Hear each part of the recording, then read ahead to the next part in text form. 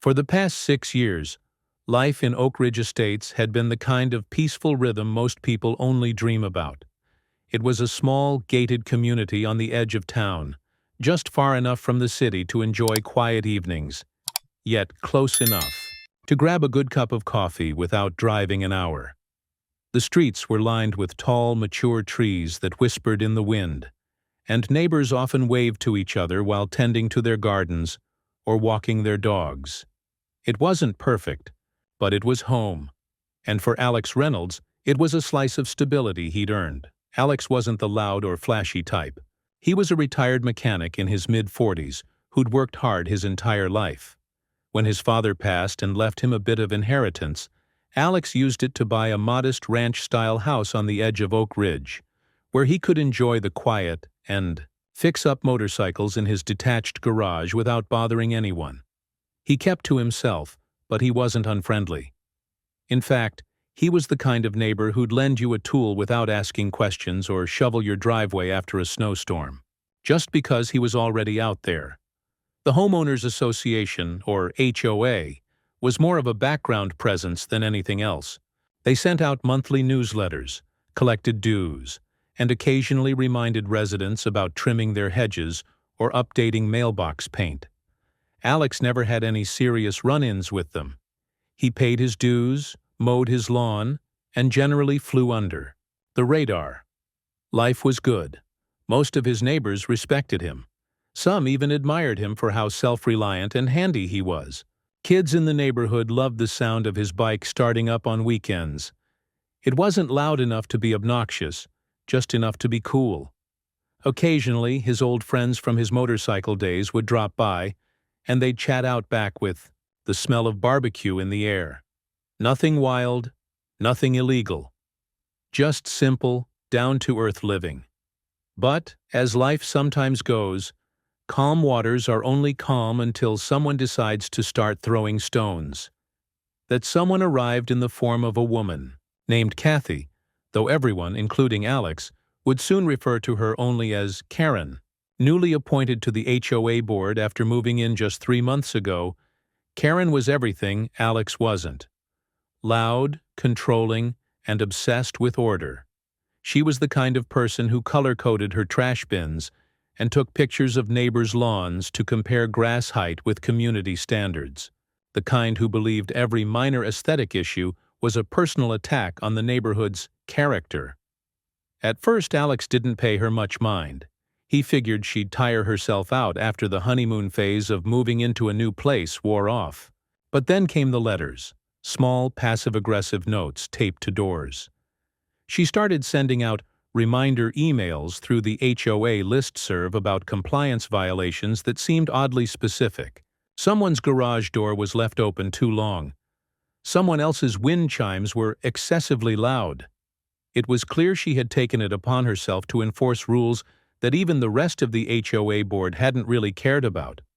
Alex's name was mentioned in the third email blast. Something about a motorcycle being visible from the street. A violation of community standards. He raised an eyebrow but shrugged it off. He kept his bikes tucked beside the house, well within his property, line and partially screened by a small privacy fence. He figured if it ever became a real issue, he'd deal with it, but he had no idea that this was just the beginning. As the days passed, Alex started noticing Karen walking her dog by his house more frequently. She'd stop and stare, sometimes pretending to pick up after her dog, other times just standing there, arms crossed, like a self-declared warden. She made small comments when they passed each other on the street, thinly veiled insults masked as community concern. Alex had lived through worse.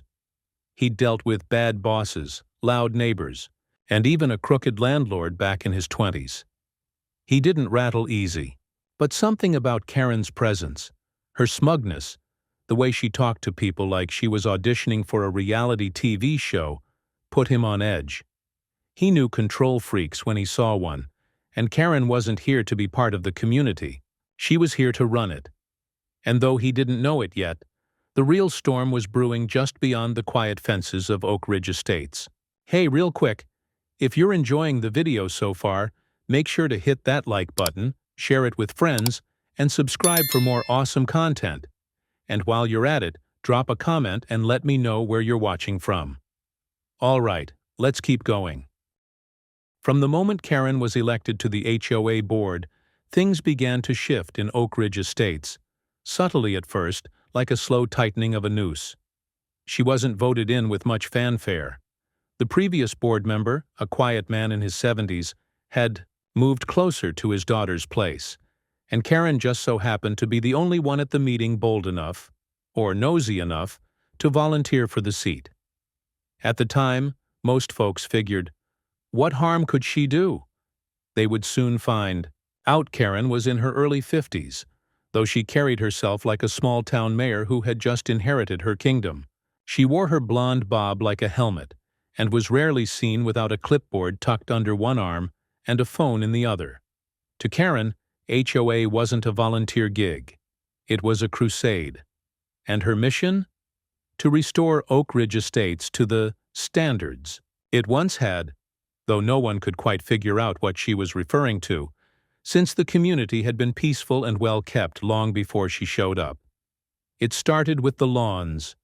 Alex noticed it first, but he wasn't the only one. Karen began sending out polite, overly formal warnings to anyone whose grass grew more than 2 inches past regulation length. Never mind that the regulation itself was vague at best. She seemed to have her own measuring tape, and she wasn't shy about using it. One neighbor got a warning for having a small garden gnome near their walkway. Another was told their seasonal wreath was a visual distraction. Alex got his first official violation notice in the mail for having a motorcycle improperly stored in view of the public. The kicker? It was parked in his own driveway. She included a printed photo with the letter, presumably taken from the street. That's when Alex realized she had begun surveilling the neighborhood like it was a military zone. Parking rules were next.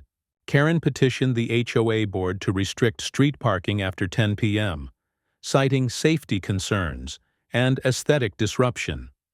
A few residents pushed back, saying their driveways weren't big enough for guests or multi-car households.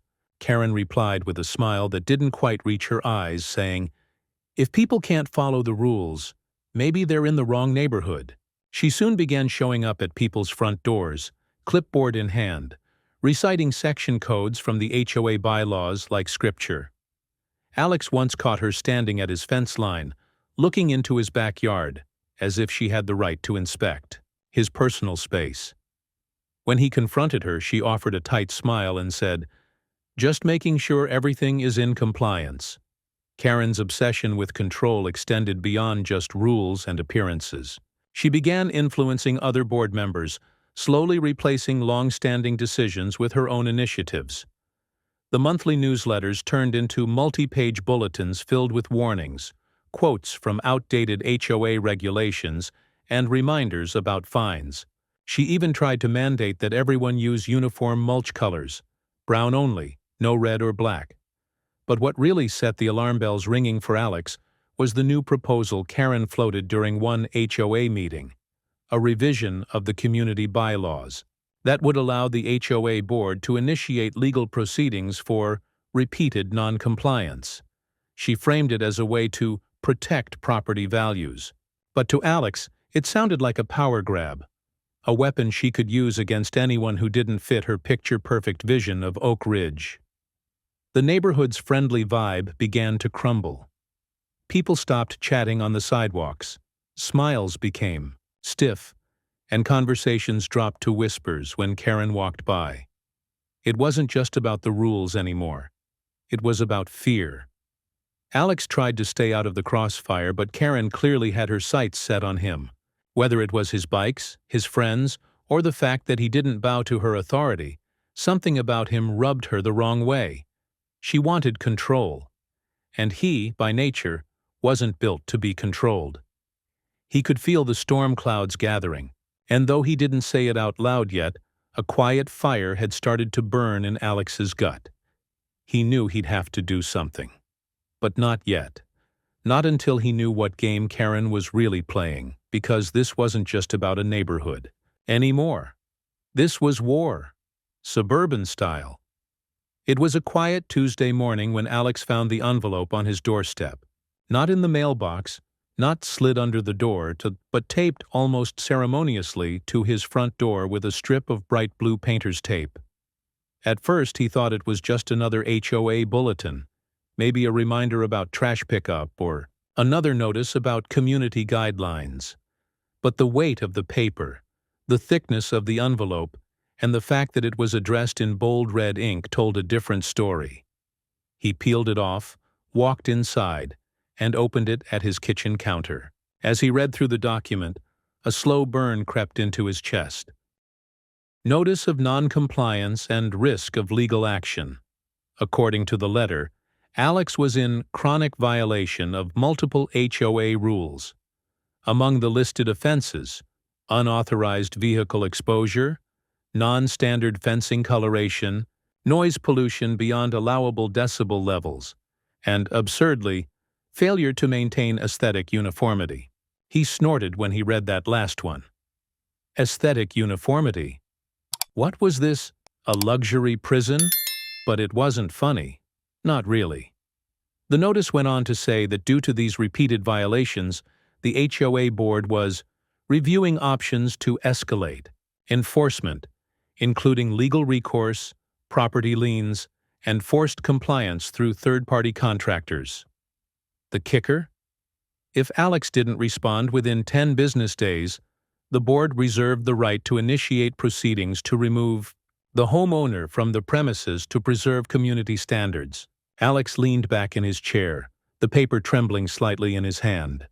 It wasn't just a slap on the wrist anymore. It was a loaded threat. He took a deep breath and looked around his home, the space he had poured years of work into. Every corner, every board in the deck, every hand-welded bracket in the garage bore his fingerprint. This wasn't just property. This was his life. The absurdity of the charges would have been laughable if they weren't so dangerous. Karen was clearly orchestrating this entire thing. No one else on the board had ever raised issues before. Alex had never missed an HOA payment. His lawn was trimmed, his property was clean. But now, out of nowhere, she was digging through bylaws, like a prosecutor desperate for dirt. And the deeper he looked into the notice, the more he realized something was off. The document was written like it came from a lawyer, full of heavy legal jargon and veiled threats. But there was no law firm listed, no contact information outside of the HOA's generic email address. It was a scare tactic, pure and simple.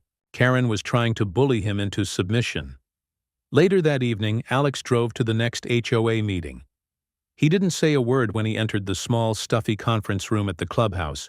Karen was already there, standing by the whiteboard with a stack of folders in her hand, chatting with two other board members like a teacher about to start class.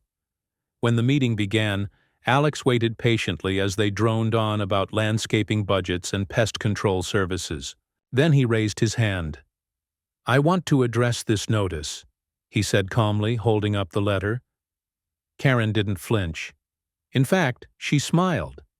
That same brittle fake smile she always wore when she knew she was playing a game only she understood.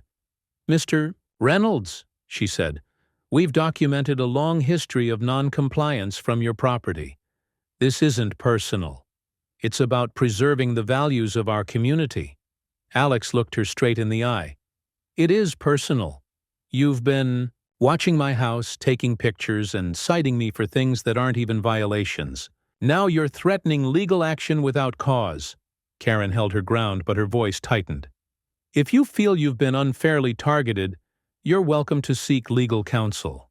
Alex chuckled softly, though there was no humor in it. "You might regret saying that." The room went quiet. Even the other board members shifted uncomfortably.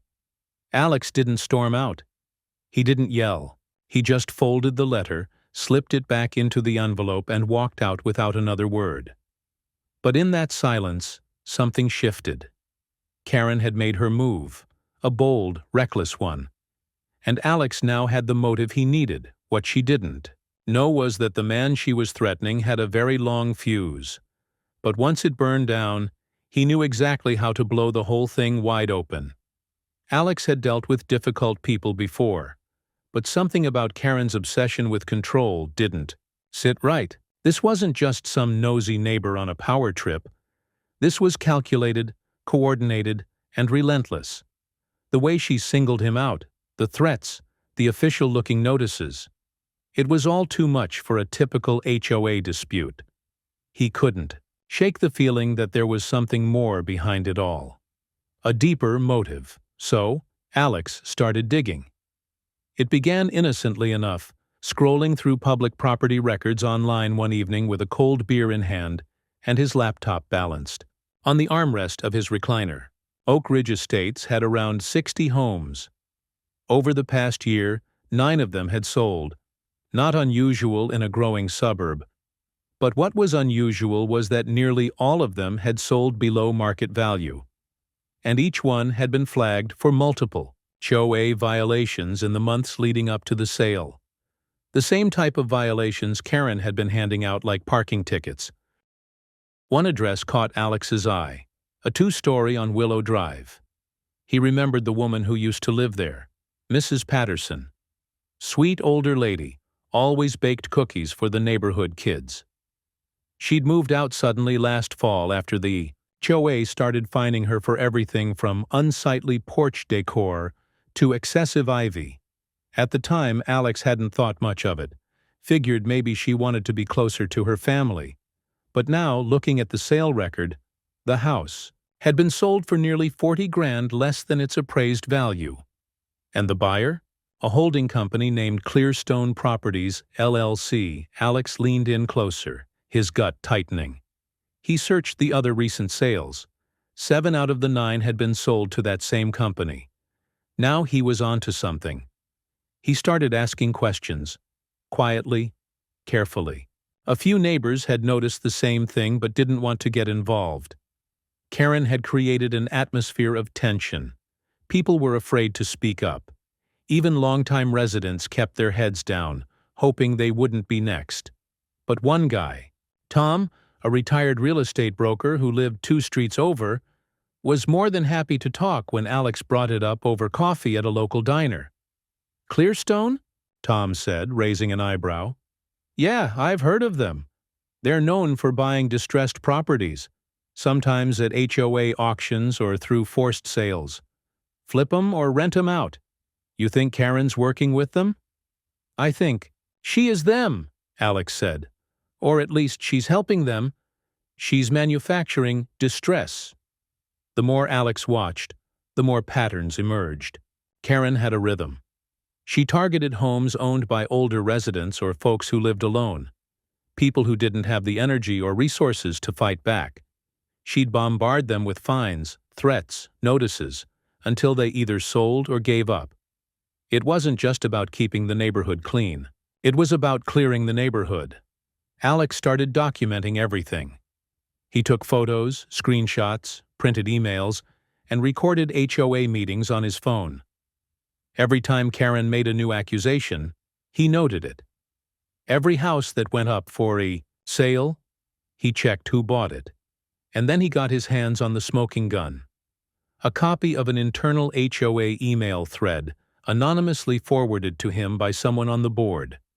Someone who clearly didn't agree with what was happening. In it, Karen mentioned Clearstone by name. She referred to strategic opportunities to improve the community through fresh ownership, and even included a list of priority properties. Alex's address was circled in red. That was all. The confirmation Alex needed. This wasn't personal because Karen hated motorcycles or thought his fence was ugly.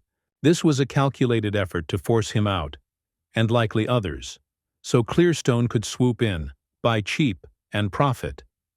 Karen wasn't just playing HOA president.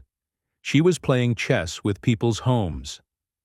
Alex stared at the folder full of evidence on his desk. He could feel the weight of it, not just the documents, but the responsibility. This wasn't just about defending his house anymore. It was about standing up to someone abusing power under the illusion of rules and regulations.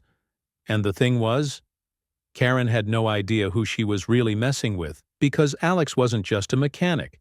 He had friends, he had allies, and more. Importantly, he had a plan.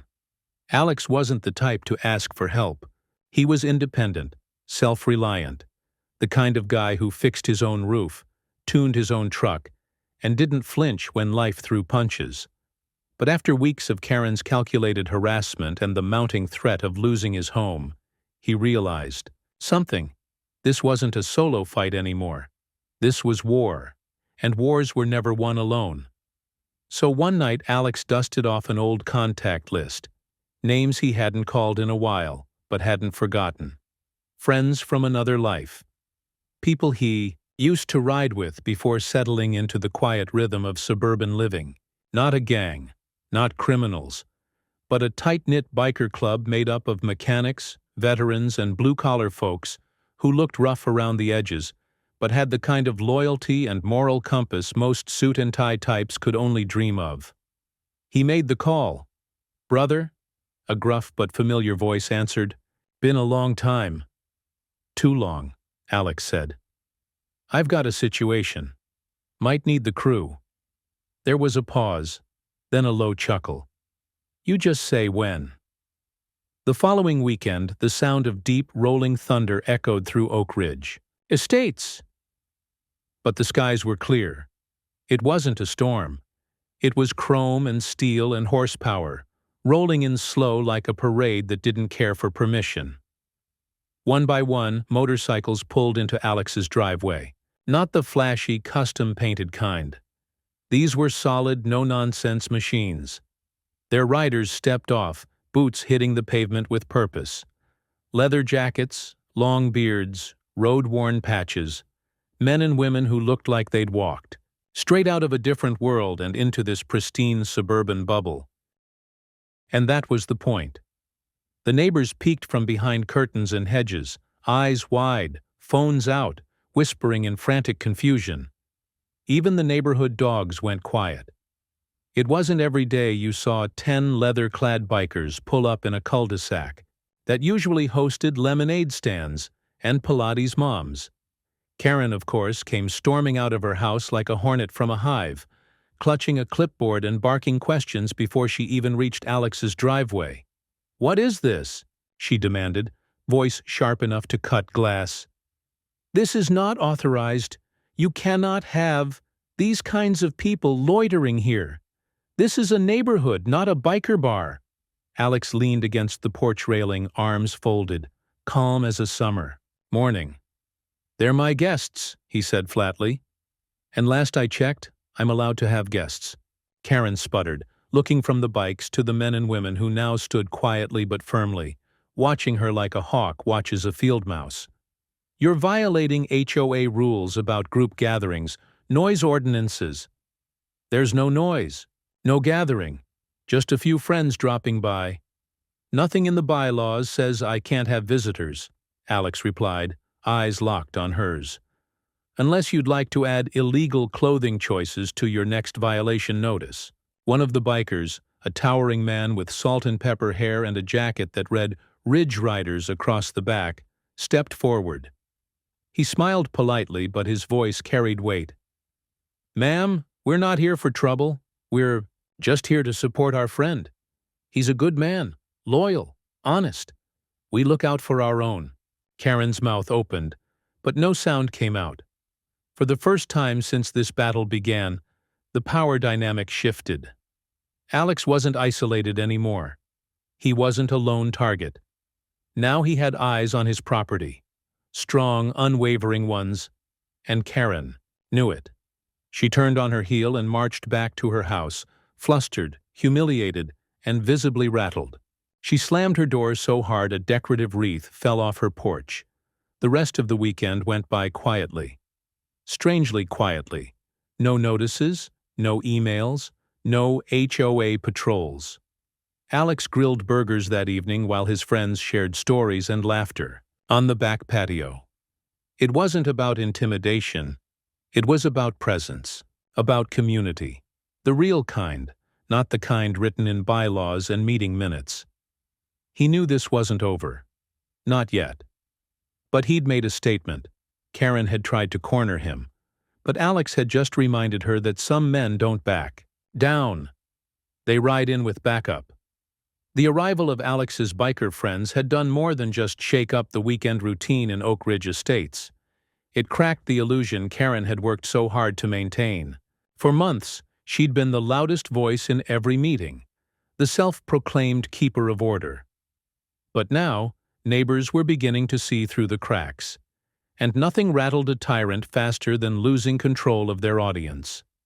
The Monday HOA meeting was held at the local community center, usually a quiet affair with barely a dozen attendees. But this time, chairs filled up fast.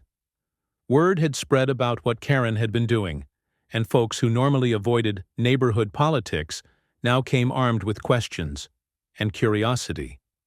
Alex showed up early, sitting near the back in a plain shirt and jeans. No leather jackets tonight. His biker friends weren't there to intimidate. This wasn't their fight to lead. But their presence over the last few days had given Alex exactly what he needed: visibility, protection, and most importantly, time to gather more proof.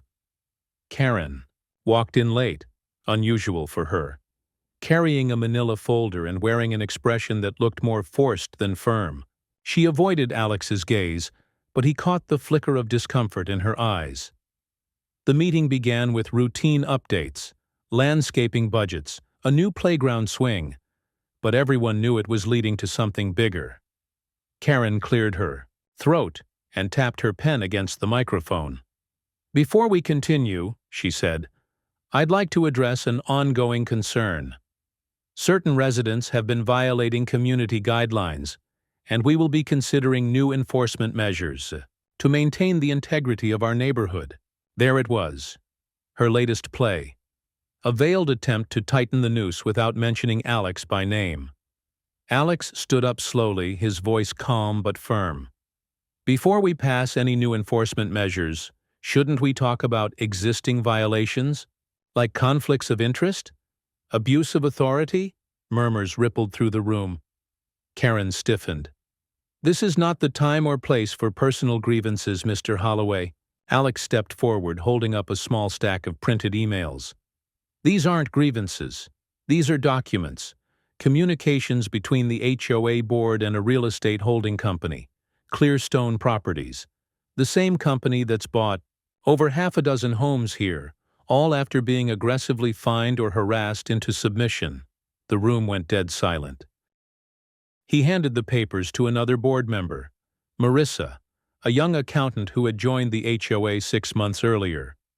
She began skimming the pages, her brow tightening with every line. Alex kept going. "And here's a list of those properties, all sold under market value, all bought by the same company. Some of those homeowners were your neighbors. They didn't move out. They were pushed out." Karen tried to interrupt, but the board members were already passing the papers around. The room's energy shifted. Eyes that once watched Alex with indifference were now fixed on Karen. Skeptical, confused, and some visibly angry.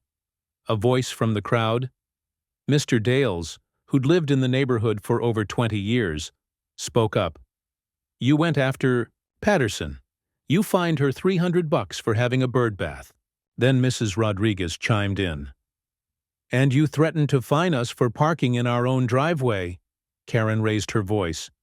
"These accusations are baseless. Everything I've done is within my right as an HOA chair." Alex shook his head. "Within your right? Or beyond it? You circled homes on a list like it was a shopping catalog." Marissa stood now, her face pale but resolute. "I think the board needs to review this thoroughly. If there's truth to any of this, and it looks like there is, we could be dealing with serious misconduct." Karen's jaw clenched. "You can't be serious." But it was already too late. The tide had turned. People who had once been silent out of convenience or fear were finally speaking up. And the more they talked, the more stories came out. Karen hadn't just gone after Alex.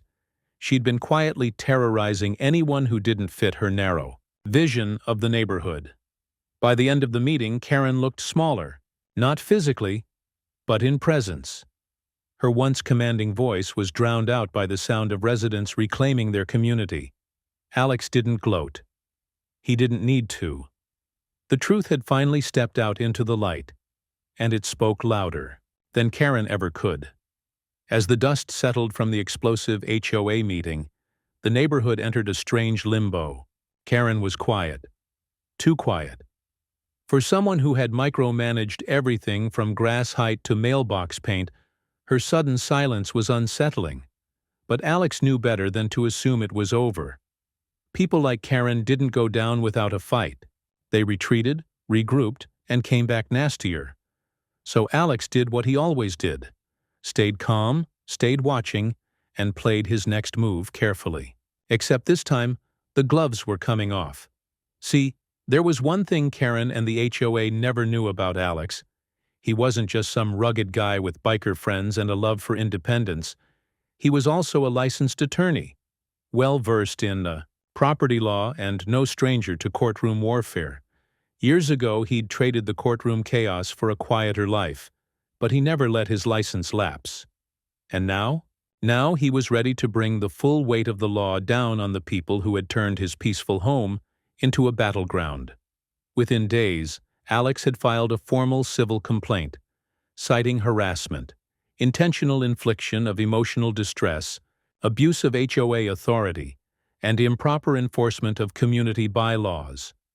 Not only that, he included documentation of Karen's coordinated attempts to target homeowners, her suspected ties to the real estate firm buying up property, and the manipulated fines meant to pressure residents into selling. The complaint was more than just paperwork. It was a statement, loud, clear, and legally binding. Karen received the summons at her front door, and neighbors would later say they'd never seen her look so pale. The moment she realized Alex wasn't bluffing, that he had the credentials, the proof, and the courtroom savvy to back it all up, she started unraveling. The HOA board scrambled. Emergency meetings were called. Lawyers were hired. Expensive ones. But the board was fractured now. Some members who had blindly supported Karen began distancing themselves, claiming ignorance. Others resigned outright, not wanting to be dragged into a lawsuit that was getting uglier by the minute. Alex, ever the professional, didn't gloat. He simply showed up at the meetings with folders, timelines, and copies of every violation letter he'd received, annotated and cross-referenced. His tone was cool, precise, like a scalpel, not a sledgehammer. The turning point came when his lawyer friend, a former colleague from his litigation days, made an appearance at a special HOA session. She wasn't just there for show. She read aloud a brief outlining potential damages the HOA could be liable for, not only to Alex, but to every resident who had been wrongfully fined or coerced. It was more than enough to make even the most stubborn board members sweat. And Karen? She tried to defend herself, tried to explain that her actions were within reason, that she was just enforcing the rules. But the paper trail said otherwise. Her motives were laid bare, a pattern of harassment wrapped in policy, dripping with personal vendettas. Alex didn't have to raise his voice. He didn't have to make threats.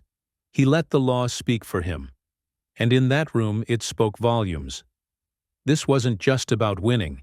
It was about restoring balance, about showing Karen, and anyone like her, that no matter how many rules they bent, how many forms they filled, or how loud they shouted, they were never above accountability. The legal battle wasn't over yet, but the tide had turned.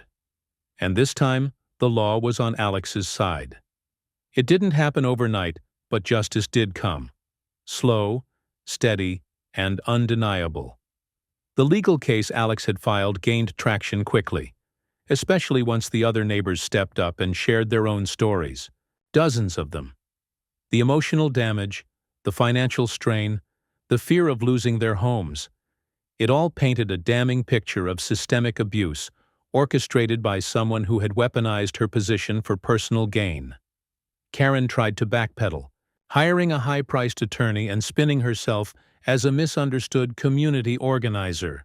But it was too little, too late. The paper trail, the testimonies, and the growing resentment among residents had tipped the scales. The HOA board, desperate to distance themselves from the fallout, voted to remove Karen from her position. Not quietly, either. The vote was public, unanimous, and met with a round of applause from residents. That same week, she was hit with a personal fine from the HOA for breaching ethics guidelines and manipulating policies for personal interest.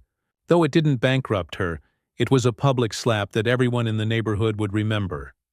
As for Alex, he didn't need to take it all the way to court. Once the HOA saw the strength of his evidence, and the media sniffed out the story, they opted for a strong settlement. Alex walked away with his legal fees covered, a letter of formal apology from the board, and the permanent removal of the bogus fines and violations Karen had stacked against him. Most importantly, he'd restored peace, not just to his property, but to an entire neighborhood that had been living under a storm cloud for far too long. And when peace returned, Alex knew exactly how to mark the occasion. The barbecue was nothing short of legendary. It started with a couple of smokers and a few coolers of beer. Then came the grills, massive wheeled beasts borrowed from a friend in the next county. Tables lined the driveway and spilled onto the front lawn. There were homemade sides, music playing from speakers on the porch, kids running wild with bubble guns, and the smell of hickory and mesquite thick in the air. Alex's biker friends showed up in full force, clean, respectful, and dressed down, shaking hands with neighbors who had once given them suspicious looks. By the end of the night, they were playing cornhole with Mr. Dales and helping Mrs. Rodriguez carry trays of empanadas into the kitchen. The lines between outsiders and locals blurred until it just felt like one big, loud, happy community. People laughed more freely now. The tension that had once clung to the streets like a fog had lifted. Everyone could feel it. The return of normalcy. And all it took was one person who refused to be bullied, who fought back not with fists or fury, but with truth and persistence. Across the street, behind tightly drawn curtains, Karen watched. A thin line between her blinds gave her just enough of a view to see the dancing, the clinking glasses, the laughter she was no longer part of. For someone who'd tried so hard to control the neighborhood, she now had no say in it at all. Alex caught a glimpse of the curtain shift, but didn't react. He just flipped another rack of ribs, handed a plate to a little girl who'd helped him set up chairs earlier, and smiled. Justice had been served, and now so was dinner. If you enjoyed this video and want to see the next part, let me know. In the comments, don't forget to like, share, and subscribe to stay updated. See you in the next one. Your support means the world.